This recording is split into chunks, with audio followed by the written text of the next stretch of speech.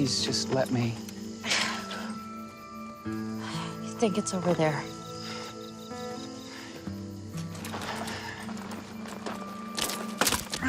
Damn it! Come on. Put your arms around me. I am a poor, wayfaring stranger, traveling through this world below. There is no toil, no sick nor danger in that fair land to which I go. I'm going home.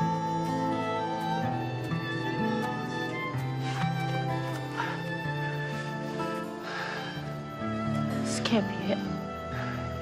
I think it is. There's nothing here. What did you expect? I don't know.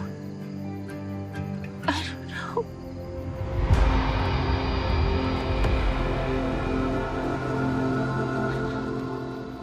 I thought I was gonna die.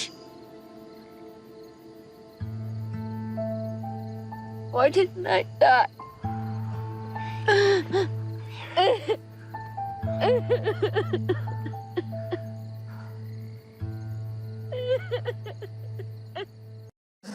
Wow, that was a deep, heavy clip we just saw there. We were back. I was getting choked up at Right? the curtain back there. Did anyone Some else fine get the acting chills by my while friend. watching that? And how many of you are so excited that Nashville is back? I know we have some huge fans. Look at this. All thanks to you guys. Thank you for re-employing us. Let's kind of go back to that, the cancellation and the fans' reaction and how that felt for you guys to see all these people come out and support the show and beg for it to come back. Well, for me, I've never had a show that lasted 4 seasons. So, and I've been doing this a long time. So my first emotion was gratitude for what we'd had before and the things we'd gotten to do on the show Nashville. But I didn't feel like we were done at all. And then immediately, I mean, literally immediately, the second it came up on the internet, they started forming petitions and hashtags, and they got to show the love that they've shared with us on social media for all 4 years of this show. And that they get to share live at concerts whenever we're out and playing. They shared right there in a very organized and dedicated way, and they are literally, CMT will tell you, they're literally why we're back. So this season's for you, that's for sure. I mean, we never get to see that kind of stuff, and that's what's so powerful about what y'all did is that we get to stand in front of a camera and memorize our lines and do our jobs, and we hope and pray that you guys like it, but we never actually get to feel that energy until you guys brought us back from the dead. Yeah, I mean, we felt it. This was cliffhanger was in the show and about the show, and we thought we were done, but it didn't feel like we were finished, and so to get this other chance, we knew what we had was special, but those days back when we all first saw each other on the set, and it was like, here we are, let's go make some more of this. And plus, we're on a new network and with new showrunners, so that means that it's not like some just tacked on added season. It's something real special about it. You can see already in these scenes, there's something real filmic that we started out with on Nashville. I think we're getting back to, and I love it. Well, you don't take it for granted. I think after 4 years, it's 10 months out of the year that we film, and when it just reignited us and brought us back together, and we just put that much more effort and energy and love into into our performances. Because it's pretty amazing. I'm a huge Nashville fan, and after that final episode, I was like, how can they end on this? They can't do this to us. There's so much left open. And Hayden, backstage, you were saying the last show you were on also did something like that. This would have been the second show. I mean, the last show I did, Heroes, the last thing you saw was me throwing myself off of a Ferris wheel. And the fans were upset with me. They were like, well, how could you do that? I sort of held that against you, too. I was like, of course you did. Yeah, well, yeah, I mean, so you'd been there, but this is so seldom that we get to do this. I know. It's what's so special about it is we loved it already, but to lose it and to get it back, and that's also the city. We are all in Nashville now. I didn't put my house up for sale. Did you put your house up for sale? No, we're all way. Nashvillians now, so I didn't hear anybody that did. So when we finally got to stay, and the other thing is that other people we love that we don't get to talk about enough is the crew. That is a very Nashville, Tennessee-based crew, and they're our family now. And so to get to see the smile on their faces when we got to go back, and they know they get to do more of this thing that they love, and that we get to do it with them. They're the best crew in the world. They make our days so much easier than they need to be because they're just so daggone good. So it was great for them too. You could see the tears in their eyes, honestly, and feel their energy. It was nothing like I've ever felt I've done this for probably as long as you. 26 years, how long have you been? I've done about 26 years. The difference is how old we were when we started. Well, the power of social media. Social media is good for this kind of stuff. I mean, those fans, you guys just saved a lot of jobs, a lot of happiness, and I love that the whole team's back. I have the two crew. kids in college and a mortgage, so once again, thank you. And so I've got a 2-year-old. She's going to go to college. She's Eventually. gonna go. You got me. So you guys have your families in Nashville, right? You guys live there permanently. What's it like being in Nashville? And now that you're back, and this has reignited some sort of passion, I'm sure, about the show and being a part of it. What's it like being in the city and staying there? And how does the show kind of relate to the actual Nashville that some of us have been to and some of us haven't? But I'm reminded of that commercial a long time ago where it says you're soaking in it. You remember? I don't know if you remember that. I'm kind of old, but it was you're soaking in it. We are soaking in that city, and we've said it again and again that the city isn't just the set for the show. It's a character in the show. The whole show is a love letter to Nashville. And that's true on a personal level, too. Each one of us has found our friends there and found our family fits in there very well. I have 3 kids that were in junior high and high school. And after the first season, you don't move your family the first season of any TV show. But in that second season, we knew as a family we had to be together, and I knew how great Nashville was, but I have to admit I was a little hesitant. I was uprooting them and bringing them away from the home they knew in Los Angeles, but Nashville, like it always does, came through, and each one of them right now, they call Nashville their home, and they feel like they're meant to be there as much as I ever was, and that city comes alongside of us, and that includes the artists in country music. They're all so kind. I mean, to a person, they have opened their arms to us. In the very beginning, I should say, they said, a lot of them said, don't make us look stupid. They were always saying that. They were nervous because they'd been shown before and maybe not in the best light, and so they'd say, don't make us look stupid. They saw the show. They realized we were not making them look stupid. And not soon after that, very soon after that, they started saying, all right, now don't make us look so good, because they don't want so many people moving there. But that city was already booming, and we just caught the wave. Oh, yeah, the traffic is... Woo! I live in Green Hills, and the traffic now. You have some Nashville neighbors, feel the too, love, right? though. Who are your Nashville neighbors from the show? You were pretty close to... Oh, my next-door neighbors are Lennon and Maisie Stella. Moved right on in next door, and I mean literally next Complete door. coincidence, too, right? I mean, they're I not ask them stalking about you their as a dogs family. once in a while. I'm like, You gotta leave call the dogs outside. She pulls a Juliette Barnes and she needs those dogs to... get out. Kick the dogs out. Do people approach you kind of on the street and say that you're Deacon Claybourne or Juliette Barnes and forget that you're actually not these country stars in real life? It depends on the street. I mean, sometimes it's been nice here in New York. A couple people, I'm not always sure in the big city here if they're watching Nashville, but they sure are. I mean, I stood under my billboard for 45 minutes, and it took like... That's the truth. I wasn't going to bring it up. But that's the honest truth. That is not... They couldn't, they were like, where's Chip? This other show we were doing this morning, and I said, check his Twitter feed. He's probably standing under one of the billboards. You've had him before, all right? That's my first. No, but honestly, where they call me Deacon, they call me Deacon after 1 a.m. on Broadway in Nashville, right down on that Broadway. What are you doing at 1 a.m. on Broadway? I'm honky-tonking. Oh, the truth comes out. Because when you guys go to these country music award shows and things, you know, towards the beginning of the first season or second season, I'd be like, these people have to be a little bit confused because it's like, there's Deacon Claybourne and Juliette Barnes with the top hit on the charts. Oh, actually, you're not them. You know, I felt like that was a really tough thing in the first season for me, was people expected me to be just like Juliette. I would meet people and they would go, oh my gosh, you're actually not a, you know I what? spent a lot of time telling people you weren't. I'm like, she's not exactly like, there's aspects, but she's very, very different. She's amazing. And so is Juliette, though. So, I mean, Juliette could not be Juliette without Hayden playing her. That's for sure. Nobody else could do that.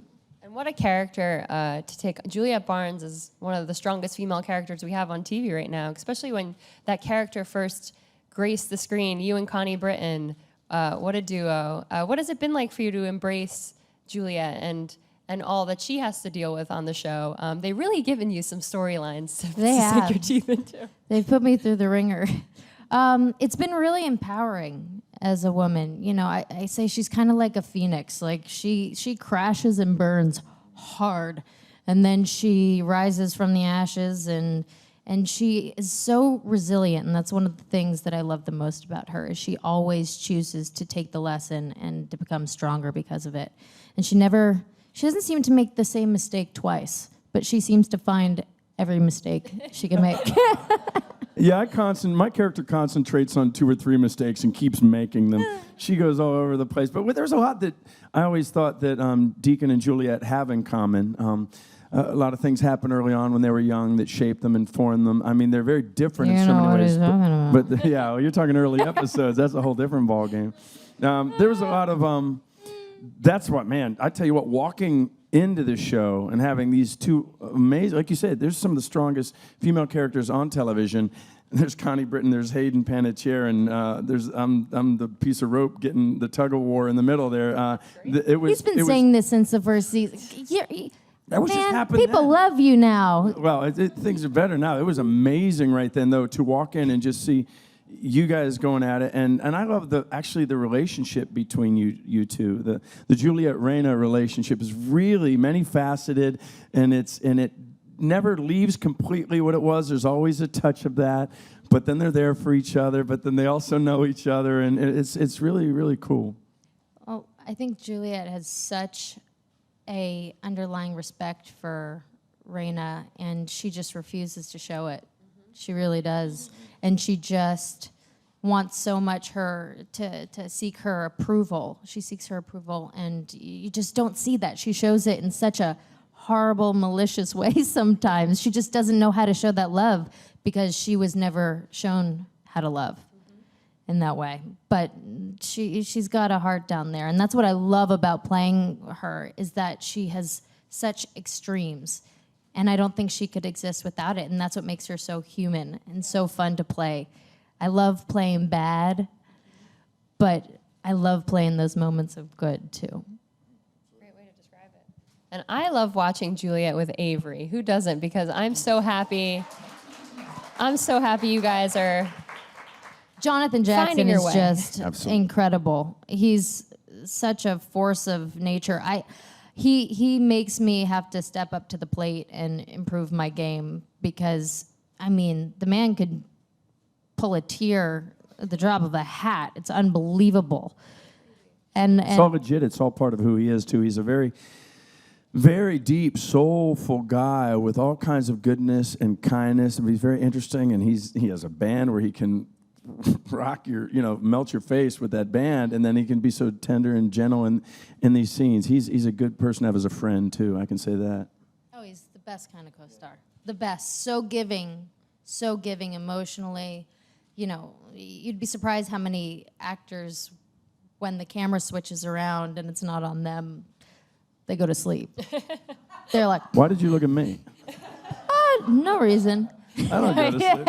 I'm unfortunately... No, my acting is fabulous. How's yours? My acting is better. I'm a much better actor when the camera's on the other person. I suddenly... Me too, You absolutely. should have seen me when the camera wasn't on me. You want to pull everything out of your co-star that you can. Exactly. And you're like, dang, couldn't you just like hide a camera over there? Did anyone get that? Did anyone see that? By the way, not a lot of people know, some know, but Jonathan Jackson has, I think, 5 daytime Emmys. Yep. Is He that was the number? Is lucky he on 5 or 6? General I don't know. Hospital, guys. That blows my mind. That's where I So fell in love humble. with him. The most humble. Never know it. He'd never tell you. No. I think I actually said that to him the other day. I was like, you have 5 Emmys? And he was like, Yeah, that would become my middle name. I'd be, hi, I'm Charles 5 Emmys. Esten, nice to meet you. and that He is the doesn't even say it. truth. It's so good.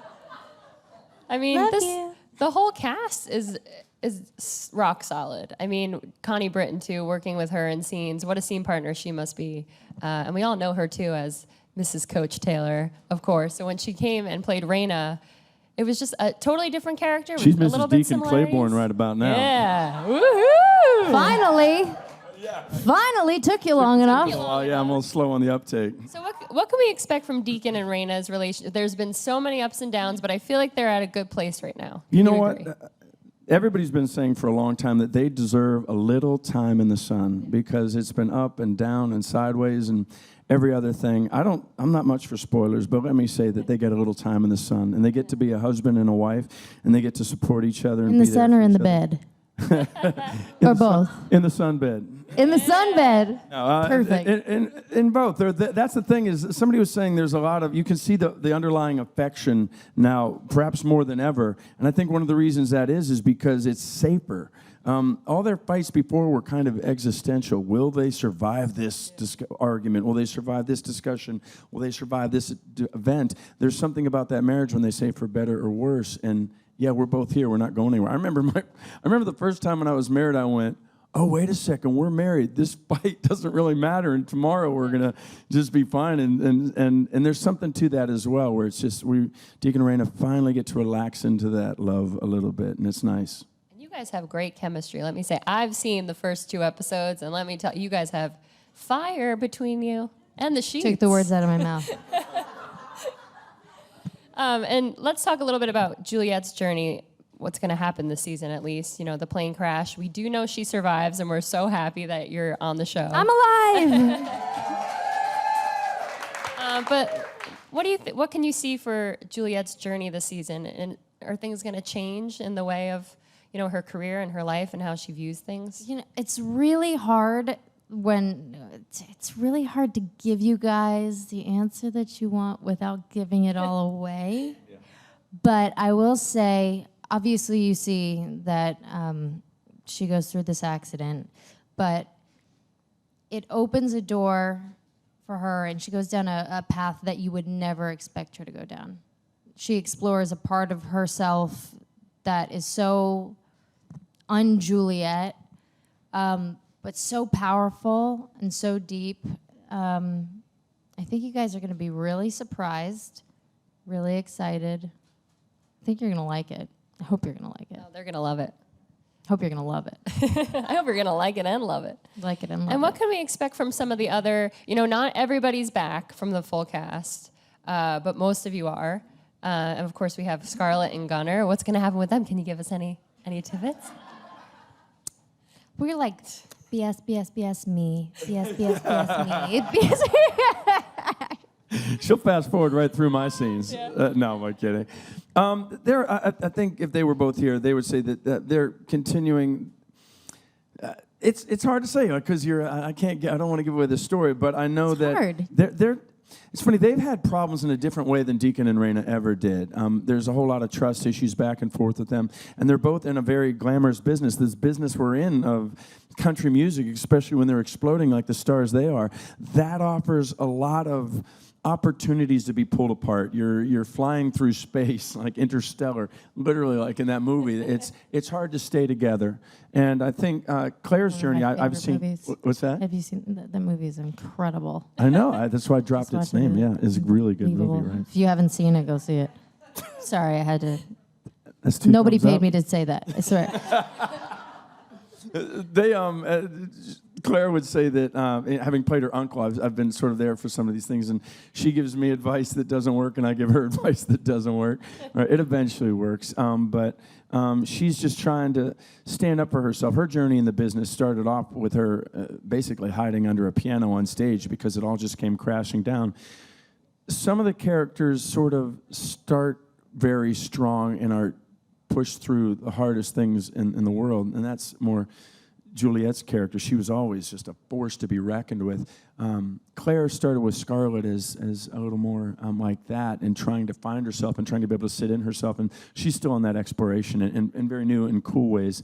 All of these things, by the way, these characters are what is not new about the show. These characters are the characters you know and the characters you love. You're not going to go, wait, that's not Juliette. You're going to go, yeah, that's Juliette, but it's a new side of Juliette, a new perspective on Deacon, that it maybe took a new writing team who came in and has done such amazing work on shows like 30-something and My So-Called Life and Once and Again.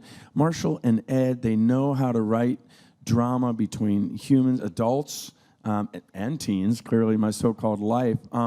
So what it's really nice at this point, and we're very grateful to the writers that have been there all along, but it's so cool to have people that come in and go, what about this angle? And you're like, oh, yeah. And plus, we get to slow it all down and explore that. Yes, our scenes get to breathe a lot more, which is incredible to explore as actors, because in those breaths and in those moments of silence is when you get to see the wheels turning and the decisions being made and the hesitation, and you get to go through that journey much more with the characters. It also explores our ability to memorize a lot more. I mean, I'm so grateful for my training on, I was on soaps for 8 years, and the other day I had a 2-page monologue, and I was like, oh my gosh, I haven't had to memorize anything like this in years. I'm still the guy that gets to go, yep, nope. But she's right. The thing you said about the silences, that's everything. When you talk about chemistry, I think chemistry is found and proven in the silences. When Connie and I early work on the bridge or other things like that, there's just a moment where you stop talking and you're just looking at each other. I mean, she could tell you stories with a look. In real life, I mean, Hayden could shoot you a look. There was a whole scene in itself. I'm seeing a story right now, Charles. Juliette is the same way. Juliette, with just a look or just a silence, can say so much that it takes a lot of trust on the part of the writers to leave that space where they're not in that moment guiding the ship, because they're just for a second going, if we let it breathe, that we can trust them. They know these characters to fill that with something that will say all we want to say. And they're doing that. I've said it a couple times, but it just seems really true to me that it's like getting off of the highway, and we love being on the highway, and it's exciting driving at those high speeds, but taking an exit and just, let's take the back roads for a while. Let's try a little Route 66 action where you pull into a filling station just like Raina did, and you hear some old, deep roots country music just like Raina did. So that was a sort of a symbolic scene to open up this new, old season of Nashville. I know. You know what I loved about it? It felt like season 1. It's back to its roots, which is about Nashville and music and relationships, and not so much jumping around between a lot of different characters, but really focusing on the characters and giving them the time, you know, to tell their own stories in scenes. Yeah. It does have so much to do with the trust, though, too, especially coming in. You know, we have a large part of it, a new team, you know, and the writers and Marshall and Ed, and that takes so much trust, not only on their part, but on our part, and collaboration and working together. And I have to say, you know, it's really hard to jump in after 4 years. This is the fifth year. But meanwhile, right beside them, and they've said, you're right here with us because it's your vision, is Callie Curry. So that's why you're smelling so much of that old familiar scent, and or those old, you know, things. She has always been the sort of true north of the show. It's like when an airplane's flying from New York to LA, it's never really pointing at the city it's going to. It's always sort of correcting on its way like that. And I always felt whenever Callie wrote an episode or whenever she directed an episode, you could feel it sort of get even more, because these were her babies. She thought up not only the character Deacon, but the name, and that's a damn good name, Deacon Claybourne. Absolutely, and I love that she always finds the humor in it, like those comedic moments that are so poignant and so important. So important. I mean, I love those moments. I think that you get so many of the good ones as well. You get such great lines. Like in the middle of something really dark, she'll say something and go, "Oh my God, did she?"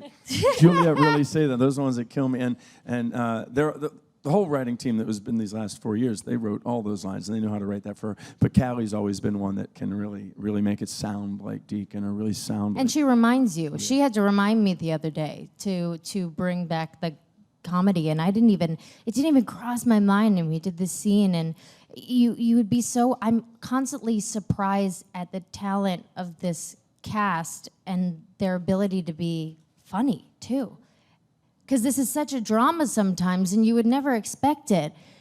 But they really grab those moments of comedy, and these actors are so funny. I mean, the looks on their faces, they're just the comic. I mean, you came from comedy, so you know all about it. You're. But the thing that I always love about it... Whose line is it anyway? Yeah, Didn't a little improvising, but we don't get to do much improvising, but they're always open to a moment if you say something. I say... Come on. A bit. No, but if there's a line if you think of and you try it on a run through, they might go, yeah. He used to come in with printed lines in the first season. He would retype all of the dialogue, and he would come in with suggestions, and it was the cutest thing. And he would come in and be like, that was one scene. You remember what that scene was about? It was one thing. I was just trying to make a point. Is that Deacon and Juliette are in bed together, and it's the second episode, I think. And it was like, don't remind the original line was, "Don't remind you." Was it bad? Yeah, is that still troublesome to You're people? not meant to be together. We have to remind each other once in a while.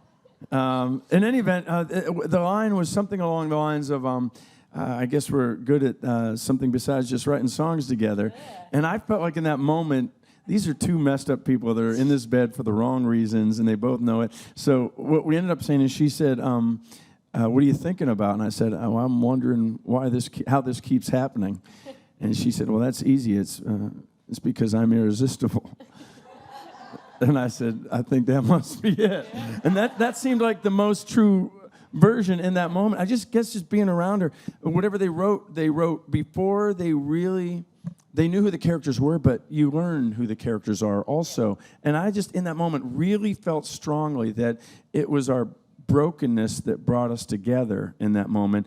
And they explored the heck out of that in ways I loved. That's what really kept us sharing back and forth, was that, we could help each other through these things. And then I think Avery is a similar soul to Deacon in terms of being there for her. And so she found somebody that could be there for her all the time, and that's good. Two best guys. We have to go to the audience Q&A, but before that, we haven't even talked about the music. Isn't he good? I just want to do all my interviews with him. He's great. I could just sit here and listen to him all day. I am rocking this interview. You are. I'm just sitting back, relaxing, and trying to make sure my hair doesn't come over. Yeah. Well, if you were really rocking it, you would be singing or performing for us. Oh, really? Yeah. Oh, man. Wow. We need another deep... Keep going. No. Cut to him. We need down the road. One thing you can, if you guys can get the show brought back, get another Deacon and Juliette duet somewhere down the line. We got to do another one of those. That would be fun. Undermine was a blast. If he had a guitar, man, we could be on a street corner in front of a bus stop, and he'd be like, "You want to sing that song, Undermine?" I love you would. That song. I would sing that song. I think I got about 3 texts from you on the way here. I'm always like, "Want to sing?" And she's like, "I got a sore throat." I have terrible stage fright. You can't put me on.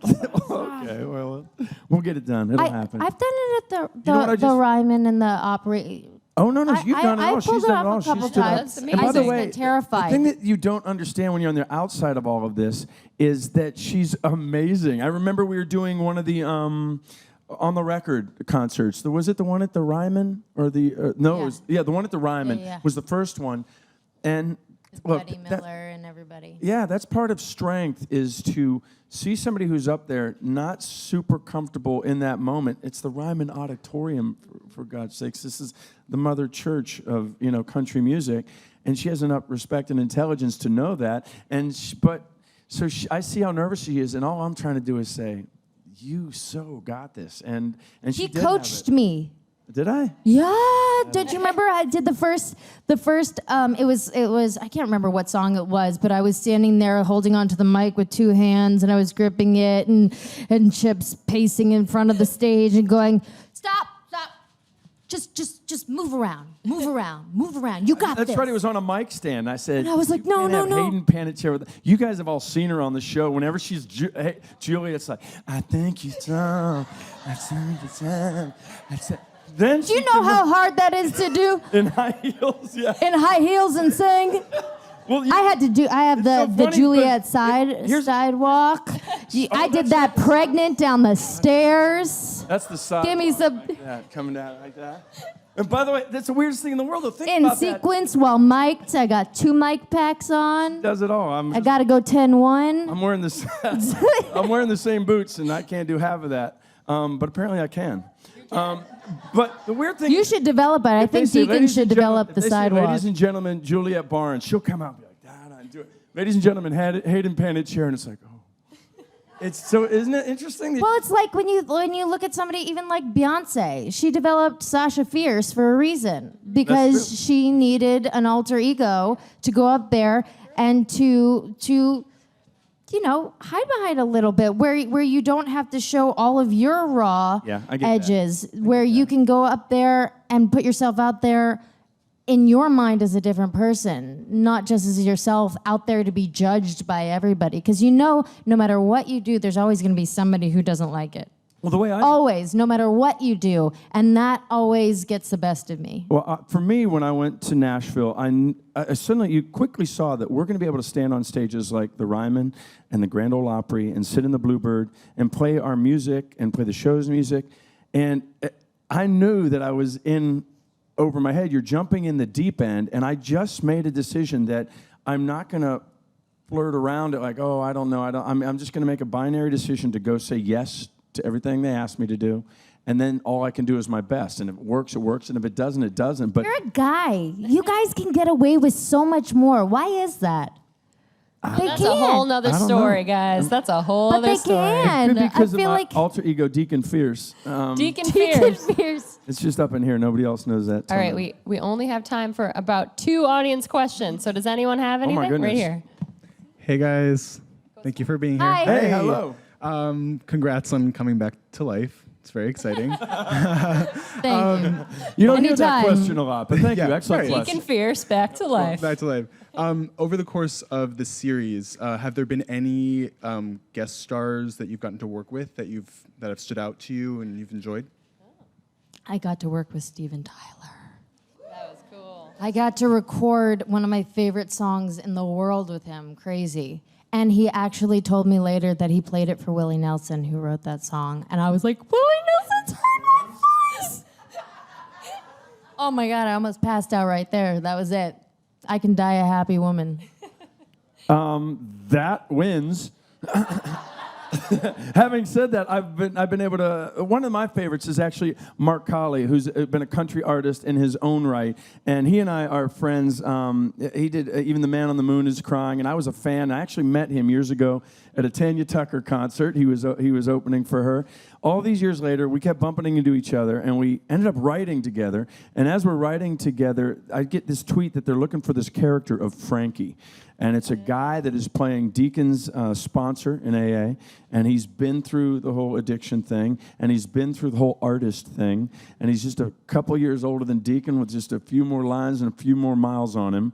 And I'm sitting there with this guy, and I'm like, hold on a second. I get up, I go, the guy's sitting right across from me. I'm writing a song with him. He's Mark Colley. He's acted before. So anyway, he got in, and he went in the next day, and he got that damn role, and he played Frankie. And getting to work with Mark and to do those scenes was a real joy. And he's a real buddy by now. We've written like 5, 6 different songs together, including, this is called a segue, including the song I'm releasing today, which is called Buckle Up. What's it called? Buckle up! Buckle up, Mr. Mark Colley, and I love that guy. What about Elton John? Is he? Oh, I wasn't walked there. in. I could not believe that Sam got to record and play with Right. him. I was like, Christina Aguilera. I got to work with, which that was one of the cool characters that she got to come on and not just play herself. She played a character, and I got to tell her off. And then she came and helped me out on a lip sync battle. And Will Chase got to sing with Sarah Evans, a duet. And love her.